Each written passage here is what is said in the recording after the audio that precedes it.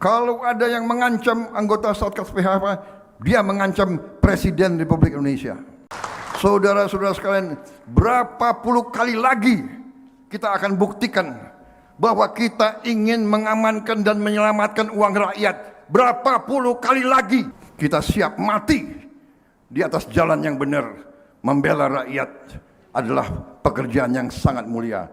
Pada bulan Oktober 2025, kita berhasil menyelamatkan uang negara sebesar 13 triliun 255 dalam perkara tindak pidana korupsi pemberian fasilitas ekspor crude palm oil dan turunannya. Selang 2 bulan kemudian, pada Desember 2025, kita kembali berhasil selamatkan uang 6,625 triliun. Dan hari ini 10 April kita berhasil menyelamatkan 11,420 triliun. Dengan demikian total uang tunai yang berhasil kita selamatkan sampai hari ini adalah 31,3 triliun rupiah.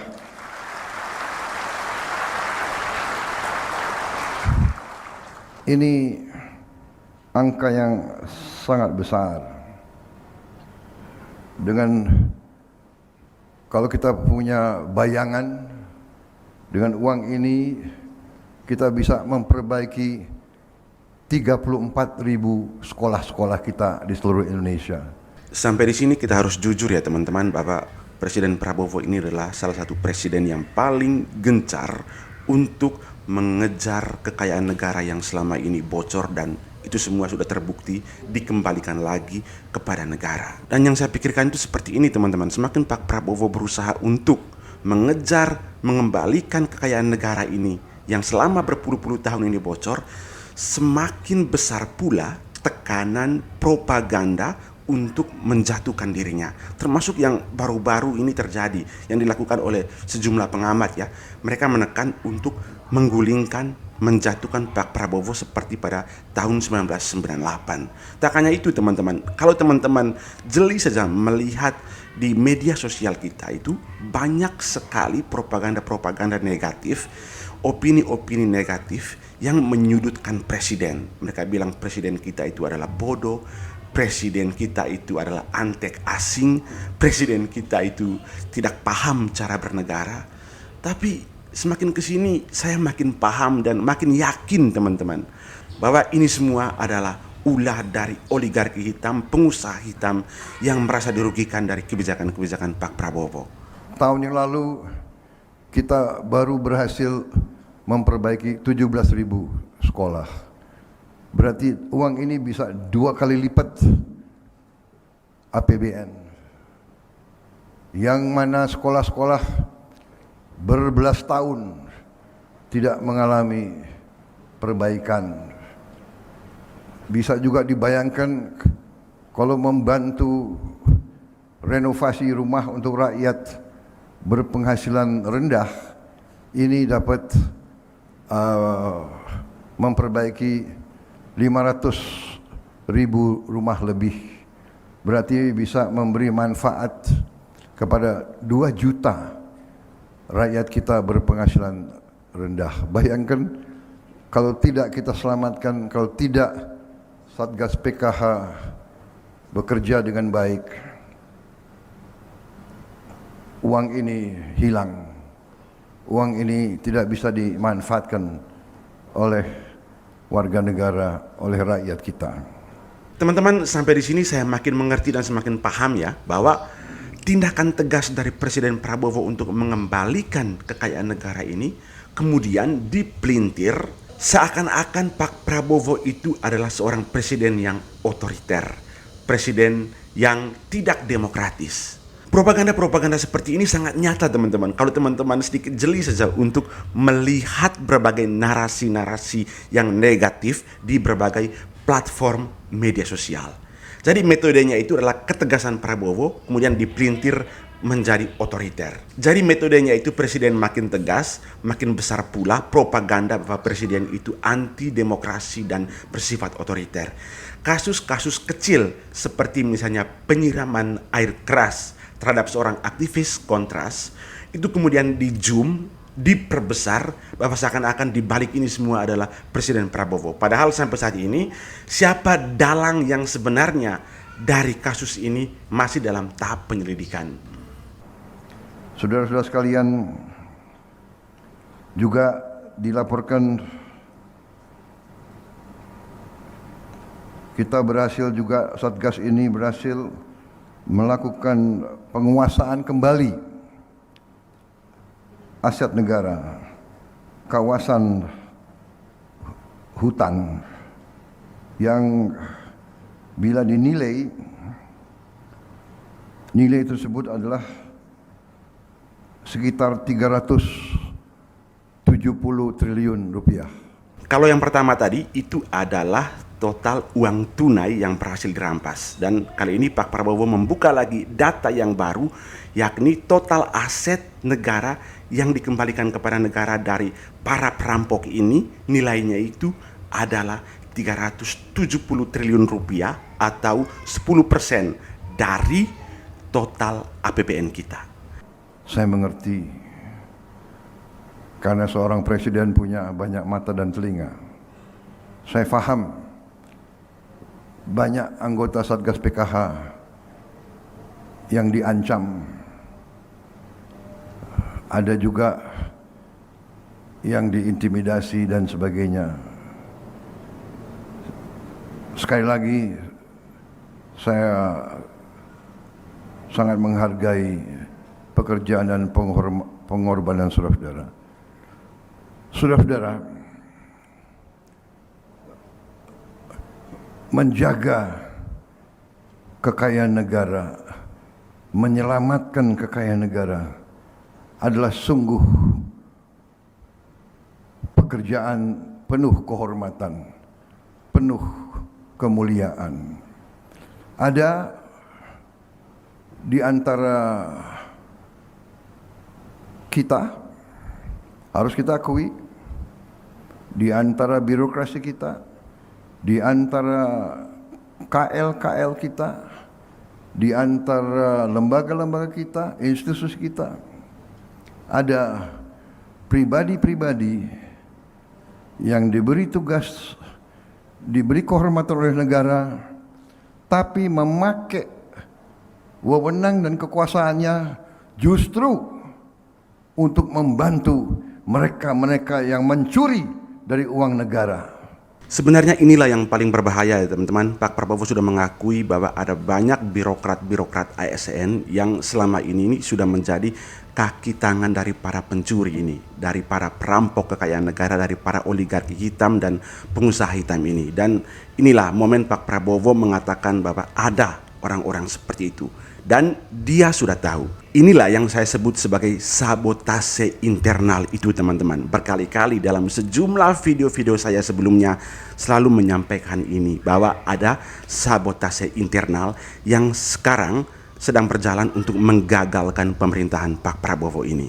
Dari sejak saya menerima mandat dari rakyat, terus saya menghimbau, terus saya mengajak dengan persuasif, dengan pendekatan manusiawi sebagai sesama bangsa Indonesia, sebagai sesama putra Nusantara. Saya mengajak, marilah kita tutup praktek-praktek yang tidak baik, kita tutup.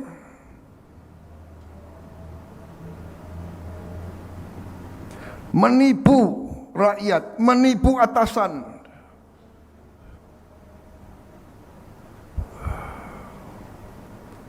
Membacking praktek-praktek yang tidak baik, penyelundupan, tambang ilegal, perkebunan ilegal. Saya menghimbau, ayo kita semua yang diberi kepercayaan rakyat, mari kita laksanakan tugas yang diberikan oleh rakyat kepada kita dengan baik. Sejak pertama kali menjabat, Pak Prabowo itu sudah berkali-kali dalam pidatonya itu memperingatkan, bahkan mengancam para maling-maling ini untuk segera mengembalikan kekayaan negara.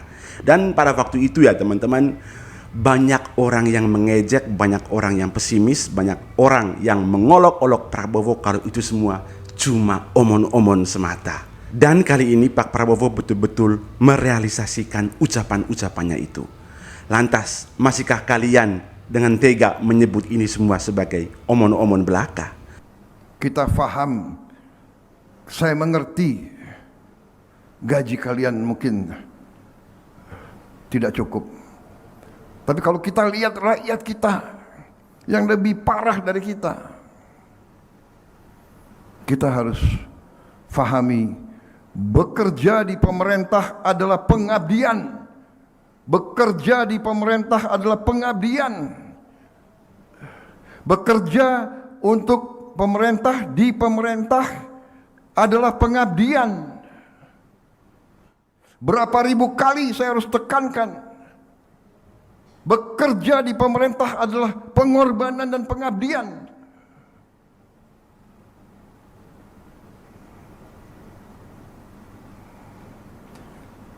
Sudah terlalu lama kekayaan bangsa dan rakyat dirampok. Terlalu lama.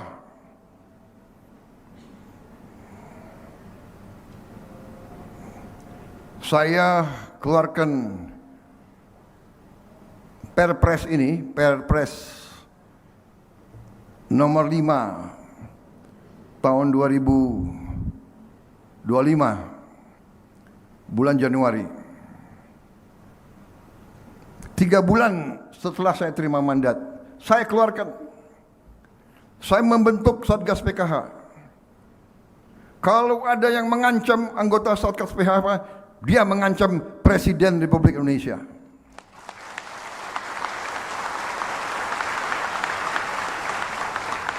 Kalau ada yang menghalangi pekerjaan Satgas PKH, dia menghalangi pekerjaan Presiden Republik Indonesia. Dan percayalah, saya akan menggunakan semua wewenang dan kekuasaan yang diberikan oleh Undang-Undang Dasar 1945 kepada Presiden Republik Indonesia. Saya akan gunakan itu untuk menegakkan hukum. Saudara-saudara sekalian,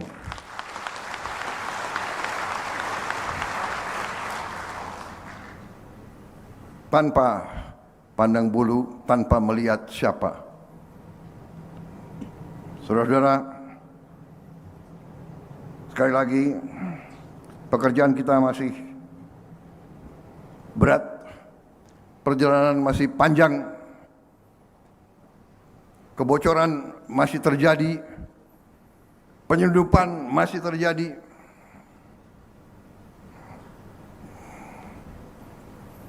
Panglima TNI, Kapolri, Menteri Keuangan, Anda punya lembaga-lembaga yang tugasnya adalah untuk menghentikan penyelundupan. Gunakan segala wewenang yang ada pada Anda untuk menegakkan itu. Dan semua lembaga di setiap tingkatan harus bekerja sama untuk menegakkan hukum. Saya sangat setuju. Hukum adalah instrumen untuk menjaga kekayaan bangsa dan negara. Tanpa kekayaan bangsa dan negara, tidak mungkin rakyat kita hidup sejahtera. Kita harus pilih, kita berada di pihak yang mana. Di pihak yang benar, di pihak yang lurus, di pihak yang adil, di pihak rakyat Indonesia, atau di pihak koruptor, di pihak manipulator, di pihak penipu, di pihak penyelundup, di pihak mereka di pihak mereka yang berani mentertawakan NKRI. Sudah ada keputusan Mahkamah Agung berapa belas tahun tidak dieksekusi. Sudah ada izin yang dicabut oleh pemerintah Republik Indonesia 8 tahun, si pengusaha itu dablek terus dia laksanakan tambang tanpa izin. Dia mentertawakan Republik Indonesia. Dia meludahi pengorbanan mereka-mereka yang gugur untuk kemerdekaan Indonesia. Dia tidak hormat sama NKRI. Karena itu saya perintahkan Jaksa Agung, tegakkan hukum. Dia tidak mau kerjasama, pidanakan. Kita tidak ragu-ragu dan kita tidak gentar. Saudara-saudara, semakin kita tegas, semakin kita teguh, semakin kita membela rakyat, semakin kita akan dilawan, semakin kita akan diserang.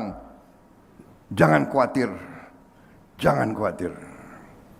Dia akan menggunakan segala alat. Dia akan menggunakan uang yang mereka curi untuk membiayai gerakan-gerakan. Enggak gentar kita. Rakyat percayalah, rakyat bersama kita. Rakyat bangga dengan kalian. Rakyat melihat saudara-saudara sekalian, berapa puluh kali lagi kita akan buktikan bahwa kita ingin mengamankan dan menyelamatkan uang rakyat. Berapa puluh kali lagi akan kita buktikan. Kita tidak akan berhenti, kita tidak akan gentar, kita maju terus membela bangsa dan negara. Terima kasih. Selamat berjuang. Selamat berjuang. Saya hormat dengan pekerjaan kalian.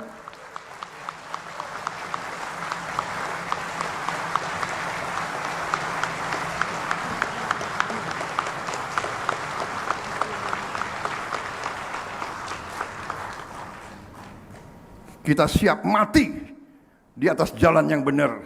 Membela rakyat adalah pekerjaan yang sangat mulia. Wassalamualaikum warahmatullahi wabarakatuh. Salam sejahtera kita sekalian. Om Santi Santi Santi Om. Shalom Salve. Terima kasih, selamat berjuang. Merdeka! Kita baru berjalan 1,5 tahun di bawah kepemimpinan Pak Prabowo. Masih ada 3,5 tahun yang tersisa. Karena itu adalah sebuah kenaifan intelektual untuk menyimpulkan bahwa Pak Prabowo ini gagal hanya karena dia sibuk membersihkan kotoran yang sudah menumpuk selama berpuluh-puluh tahun ini. Jika kita kembali untuk memilih jalan seperti tahun 1998, kita hanya akan mengulang siklus kekacauan yang sama. Kita akan kembali menjadi negara yang sibuk berdebat di ruang publik, sementara kekayaan alam kita terus dikuras asing dan para oligarki hitam, karena kita tidak memiliki seorang presiden yang kuat, yang berani untuk mencegah kebocoran sekaligus pada saat yang sama berusaha untuk mengembalikan kebocoran-kebocoran yang sudah ada. Pilihan hari ini itu sangat radikal sebenarnya teman-teman. Apakah kita mau bebas berteriak di jalanan tapi pulang ke rumah dengan meja makan yang kosong, atau Anda rela sedikit menahan kebisingan politik demi sebuah negara yang mandiri, di mana anak-anak kita, di mana Anda mendapatkan asupan gizi yang layak dan kekayaan negara benar-benar kembali ke tangan rakyat melalui program-program yang nyata dilakukan oleh Pak Prabowo.